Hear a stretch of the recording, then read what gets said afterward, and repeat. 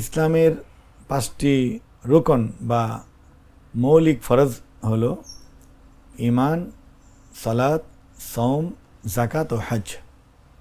হজ হলো গুরুত্বপূর্ণ ইবাদত যার আনুষ্ঠানিক সূচনা হয়েছে হযরত ইব্রাহিম আলাইহিসসালাতু ওয়াসসালামের ঘোষণার মাধ্যমে। এরও আগে হযরত আদম আলাইহিসসালাতু ওয়াসসালামের সময় থেকেই বাইতুল্লাহ ছিল।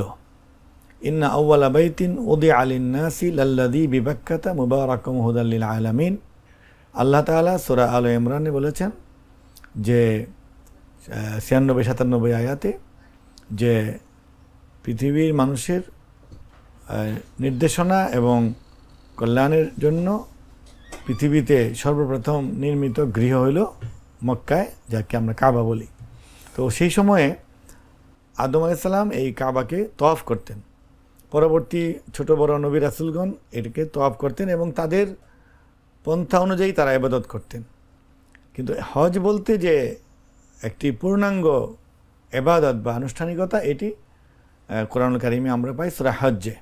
সেখানে হযরত ইব্রাহিম আলাইহিসসালাতু ওয়াসসালাম যখন কাবাঘরকে আবার সংস্কার করলেন বা পুনর্নির্মাণ করলেন, তখন আল্লাহ তাআলা তাকে বললেন যে ওয়াজ্জিন ফিন-নাসি বিল হজ্জি, মানুষের মধ্যে আপনি হজের ঘোষণা করে দিন, যেন ইয়াতুকা রিজালান ওয়া আলা কুল্লি দামির, তারা পায়ে হেঁটে অথবা কোনো যানবাহনে আরোহণ করে তারা আসবে।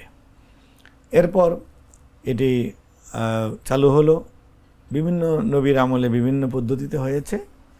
আমাদের শেষ উম্মাহ বা শেষ নবী মুহাম্মদ সাল্লাল্লাহু আলাইহি সাল্লামের উপর এই আনুষ্ঠানিক হজ ফরজ হয়েছে নবম হিজরির রজব মাসের দিকে।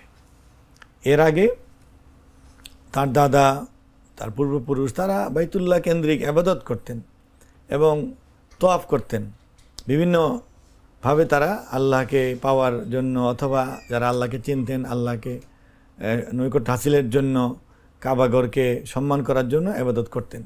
কিন্তু পূর্ণাঙ্গ হজ অর্থাৎ এভাবে এহরাম ধারণ করে, তওয়াফ করে, তারপরে সাই করে, আরও যে আনুষ্ঠানিকতা এগুলি করে যে পূর্ণাঙ্গ হজ, এটি নবম হিজরিতে হয়। হওয়ার পর আল্লাহ রাসূল সাল্লাল্লাহু আলাইহি সাল্লাম তার প্রস্তুতির জন্য বেশি সময় প্রয়োজন, এজন্য তিনি নবম হিজরিতে হজ আসেননি। তিনি হযরত সাইয়্যিদুনা আবু বকর রাদিয়াল্লাহু তাআলা আনহুর নেতৃত্বে কয়েক হাজার সাহাবীকে মদিনা মুনাওয়ারা থেকে মক্কায় প্রেরণ করেন। এই আমাদের ইসলামের প্রথম হজ অনুষ্ঠিত হলো।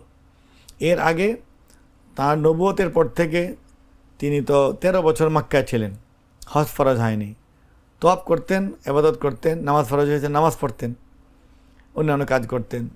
মদিনা মুনাওয়ারায় যাওয়ার পর মানে দ্বিতীয় হিজরিতে জিহাদ ফরজ হয়েছে, প্রথম হিজরিতে রোজা ফরজ হয়েছে, অন্যান্য বিধানগুলি এসেছে। কিন্তু হজটি মক্কা বিজয় অষ্টম হিজরিতে হয়েছে, নবম হিজরিতে হজটি ফরজ হয়েছে।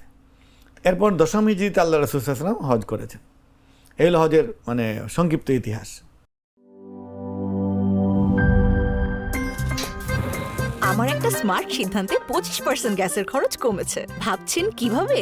সাধারণ গ্যাস স্টোভ বদলে আমি এনেছি আরএফএল গ্যাস স্টোভ। এর সাইন্টিফিক নজল ও ব্রাস বার্নার ক্যাপ সমানভাবে তাপ ছড়িয়ে রান্না করে দ্রুত, তাই গ্যাসও বাঁচায় 25%, টাকাও বাঁচে 25%। আরএফএল গ্যাস স্টোভ নিরাপদ ও গ্যাস সাশ্রয়ী।